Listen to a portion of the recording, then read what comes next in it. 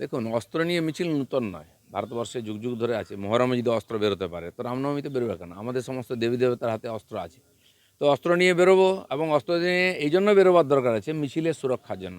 পুলিশের উপরে কোনো ভরসা নেই, পুলিশ সুরক্ষা দিচ্ছে না, পুলিশের সুরক্ষা নেই। মালদা মোথাবাড়িতে থানা জ্বালিয়ে দেওয়া হচ্ছে, ভেঙে দেওয়া হচ্ছে।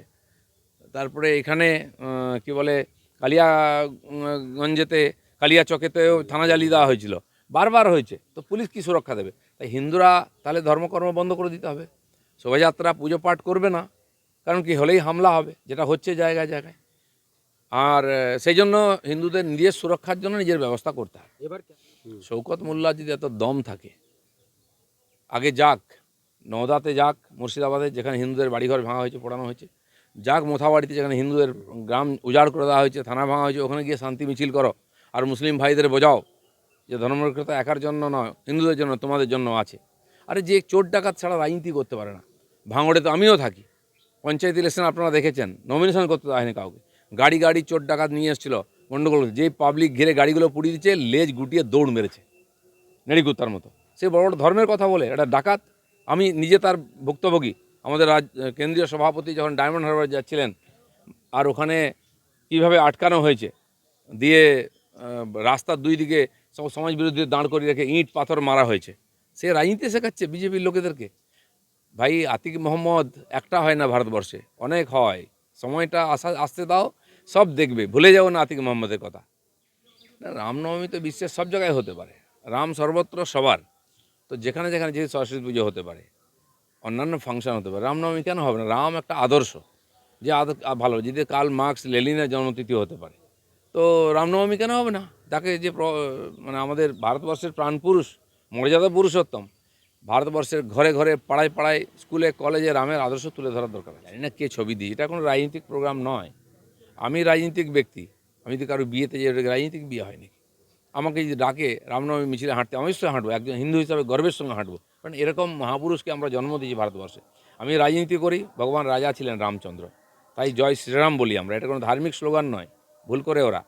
আর সেই জন্য তার আদর্শকে ভারতবর্ষে প্রতিষ্ঠিত করে, রামরাজ্যের কথা স্বয়ং গান্ধীজি বলে। আমরা তো রামনবমীর দিন কোনো রাস্তা বন্ধ করতে চাই না, আমরা সবাই রাস্তায় বেরোক, রাস্তা খোলা থাক, মানুষ হাঁটুক। আর শৌকত মোল্লাকে বলছি, ক্যানিংয়ে তুমি, ওখানে যে হিন্দুরা 21-এ নির্বাচনের পরে গ্রাম ছাড়া হয়ে গেছে, যাদের বাড়িঘর ভেঙে দেওয়া হয়েছে, এখনও এলাকা ছাড়া আছে, তাদের ডেকে নিয়ে এসো, রামনবমী করে তুমি নেতৃত্ব দাও সামনে দাঁড়িয়ে, তাহলে বুঝবো তোমার পাটা আছে বুকের। বহু জায়গা থেকে, এখানেই হয়েছে, হিন্দু ভোটারদেরকে বিরুদ্ধে কমপ্লেন করা হচ্ছে, তাদের নাম কেটে দেওয়া হচ্ছে, আর বাংলাদেশে অনুপ্রবেশকারীদের ভোটার তৈরি করা হচ্ছে। এই হচ্ছে ভোটার লিস্টের যে গল্প মমতা ব্যানার্জির, এটাই। কিন্তু বিদেশিরা কেউ ছাড় পাবে না। সেজন্য কেন্দ্র সরকার শুরু করেছে ভোটার কার্ডের সঙ্গে আধার কার্ডের সংযোগ। এটা হলে যেমন 62 লক্ষ কী বলে রেশন কার্ড বাতিল হয়ে গেছে, এরকম ভুয়ো ভোটারও বাতিল হয়ে যাবে। ঈদের জন্য আমার মুসলমান ভাইদের আমি শুভেচ্ছা জানাবো। আমরা এই ইকো পার্কেতে বিজয়া সম্মেলন করি, দীপাবলি সম্মেলন করি, আগামীকাল ঈদের সিমাই হবে, সিমাই পার্টি হবে, সবাইকে নেমন্তন্ন করছি।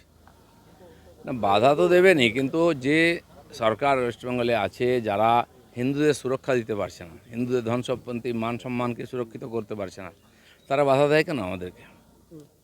হিন্দুরা যেখানে সংখ্যালঘু হয়ে যাবে, সেখানে তারা উৎসব পর্ব পূজা পাঠ বন্ধ করে দেবে? রাস্তায় বেরোলে তার উপরে অ্যাটাক হবে, ঘরদোর ভেঙে দেবে, দোকান ভেঙে দেবে, আগুন জ্বালিয়ে দেবে। থানাকে পর্যন্ত ভেঙে দিয়েছে। পুলিশ কার জন্য আছে? পুলিশের কি সুরক্ষা দিতে হবে আগে, না তারা আমাদের সুরক্ষা দেবে? খালি কার্তিক মহারাজ নন, তিনি তো প্রথম থেকে হিন্দুত্বের কথা বলেন খোলাখুলিভাবে। বাকি সাধু সন্তরাও আজকে রাস্তায় বেরিয়েছেন। 3.5 লক্ষ সাধু ওখানে মহাকুম্ভতে একত্রিত হয়েছিলেন, তারা ওখানে। আর হিন্দু বোর্ড, সনাতন বোর্ড তৈরি করার জন্য আহ্বান করেছেন, এবং ভারতবর্ষে হিন্দু সমাজের উপর যেখানে আক্রমণ হবে তারা এগিয়ে এসে প্রতিরোধ করবেন। বিশেষ করে পশ্চিমবাংলা হচ্ছে আজকে সেই রাজ্য যেখানে সবচেয়ে বেশি হিন্দুরা অসুরক্ষিত। তো সাধু সন্তদের তো এগিয়ে আসতে হবে, তারা বলিদান প্রদত্ত ধর্মের জন্য, আর তাদের দেখে বাকি হিন্দুও রাস্তায় বেরোবে। কেস ডায়েরি থানায় থানায় এরকম হয়েছে, আমরা জানি। আরজি করেরও ডায়েরি হারিয়ে যায়, রেকর্ড হারিয়ে যায় থানায় থানায়। টিএমসির নেতা যদি অভিযুক্ত হয়, তাহলে কোনো রেকর্ড, কোনো ডায়েরি আপনি পাবেন না, সব গায়েব হয়ে যাবে। নাহলে আগুন লাগিয়ে দেবে পুড়িয়ে দেওয়ার জন্য। দুর্নীতি থেকে বাঁচার জন্য অফিসে আগুন লাগিয়ে দেওয়া হচ্ছে, এই নতুন কিছু না। তো সর্বোচ্চ স্তর পর্যন্ত এই দুর্নীতি চলে গেছে, পুলিশ প্রশাসনও তার বাইরে নয়। কে হেনস্থা করেছে? কেউ যদি ডিমান্ড করে, নরেন্দ্র মোদী গেলেও তাকে প্রশ্নের উত্তর দিতে হয় ওখানে। যারা ভারতীয়রা ওখানে আছেন তারা যদি কিছু মনে করেন ভারতীয় ঠিক হচ্ছে না, তারা প্রশ্ন করবেন। আপনি কলকাতায় সাংবাদিকদের ধমকে দেবেন, বিরোধীদের চমকে দেবেন, কিন্তু লন্ডনে তো পারবেন না। লন্ডনে গেছিলাম পাবলিসিটি নিতে, আমি তো আগেই ভবিষ্যৎবাণী করেছিলাম সাবধান থাকবেন, আরজি করের প্রশ্ন আসবে, কারণ এই প্রশ্নের উত্তর তাকে আজ না কাল দিতেই হবে, কাকে বাঁচাচ্ছেন উনি।